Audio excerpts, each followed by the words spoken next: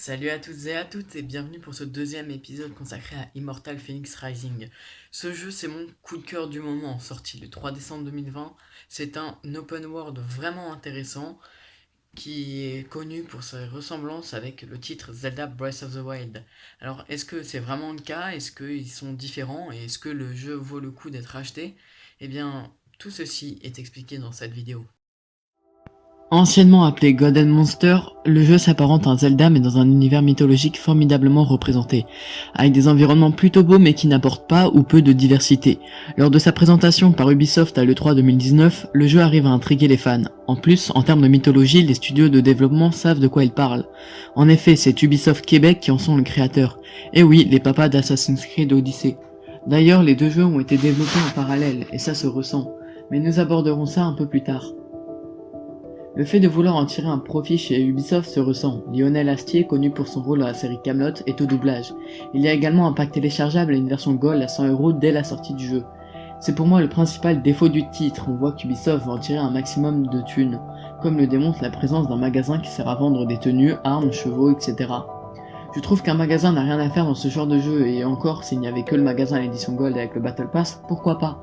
Mais non, le type de jeu lui-même a été pensé afin de se vendre en masse. Open world, oui, mais à la sauce Zelda. Je suis d'accord avec toutes les critiques qui disent que le jeu n'est qu'une copie de Breath of the Wild. Il y a plein d'éléments présents dans les deux jeux, comme la manière de se déplacer, que ce soit à cheval ou avec des ailes qui font fortement penser au parabole, ou alors l'escalade avec la barre d'endurance qui se vide petit à petit.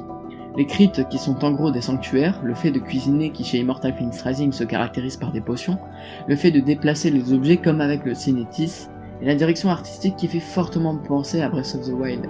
Les éclairs de Zeus sont comme les emblèmes de triomphe, en gros quand tu finis une crypte, et bien tu obtiens un éclair de Zeus, et dans Zelda, et ben les cryptes sont caractérisées par les sanctuaires.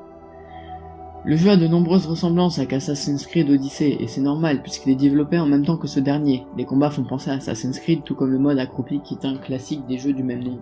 Cependant, le jeu ne contient pas ou peu de séquences dites d'infiltration, même s'il y a la possibilité de faire des attaques discrètes, on ne s'approche pas du tout d'un Assassin's Creed. Mais malgré toutes ces ressemblances, Immortal Phoenix Rising est-il vraiment un mauvais jeu? Eh bien non, avec un scénario assez simple mais original, on a de quoi passer un bon moment sur le jeu. Les trois piliers principaux du gameplay sont l'exploration, le combat et la résolution d'énigmes. Oui, c'est un véritable plaisir que de réaliser tous les défis de l'Olympe ou les nombreux coffres disponibles sur la carte, ou bien même trouver les cryptes. Les combats sont simples et ça fait vraiment plaisir. Avec une variété d'ennemis vraiment différentes, on peut passer des animaux sauvages à de petits soldats, jusqu'à des monstres antiques super badass. Et le système de combat est vraiment simple. Les deux gâchettes de droite, l'une pour l'épée et l'autre pour la hache. Certains voient comme un inconvénient le fait d'attaquer avec la gâchette du haut, mais pas moi. Je trouve ça immersif et fun. Et ce qui peut vous faire apprécier le titre si vous n'êtes pas encore convaincu, c'est la résolution d'énigmes et de puzzles disponibles à tout va sur la carte. Qu'il s'agisse de parcours chronométrés ou de caisses à placer au bon endroit, vous serez ravis. Cependant ici je ne trouve pas l'intérêt des cryptes, qui à part pour l'éclair de Zeus ne servent pas à grand chose. En plus de ça, j'ai trouvé vraiment difficile pour la plupart. Autre particularité du titre, c'est la diversité des ennemis. Certains sont tellement puissants que même avec le meilleur niveau et le meilleur équipement, vous n'oserez pas forcément les approcher. Les monstres sont tirés de la mythologie, vous l'aurez deviné. On peut y trouver des minotaures ou des cyclopes qui sont un petit peu partout sur la carte, et vous verrez également des monstres uniques, comme l'hydre de l'air de la fameuse méduse. J'ai une petite appréciation concernant les cerbères, vraiment difficiles à battre, c'est un vrai challenge. D'ailleurs, certains pourraient être déstabilisés par les récompenses offertes par le jeu. Certains coffres ne possèdent que des joyaux qui, à mon souvenir, permettent d'améliorer son équipement. Les coffres possédant de nouvelles armes sont difficiles d'accès ou alors très bien protégés. On peut notamment parler de l'armement, vous disposez de peu de place dans votre inventaire, mais c'est suffisant par rapport au nombre d'armes que vous pourrez trouver dans le jeu. Elles sont rares, mais puissantes.